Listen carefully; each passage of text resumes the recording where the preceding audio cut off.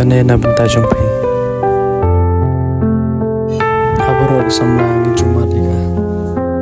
Galing man kami Shua bangan thia Kum no ban pilong ya ka jing pu Sam khi jong pi ban yai Jililiu Umutya ka pirthai Ule shisha Yum don manu manu ruh pas giltik na kumapi Kadon ka jaga ha kadon ujonga Kabacem bat kabachiliu ha Kapaki jing berkaca pangjong pi Kipuri snapcha Ngakurmen baha kowe kasngipin Sayo hi shisha Katno pilong shisha yanga Ngakang yakik mat bad ngayo hi agak mat jongpi Kajing pusam ki jongpi Kapun shay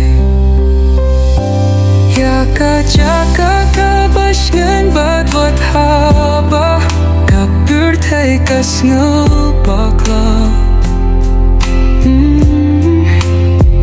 Kajingkin mau jongpi kapun skem yaka donu jonga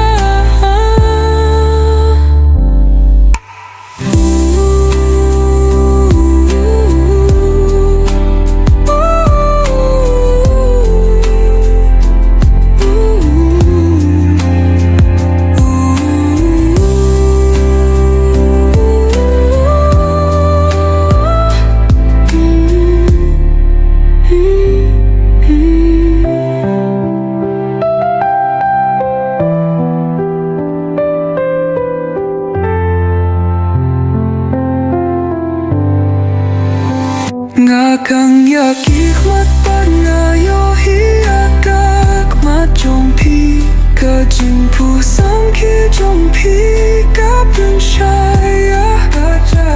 Kaja kakabash ngain bad Wat haba kapur tay kasngal bakla Kajing kin mau jongpi Kapun skem ya kadon ujunga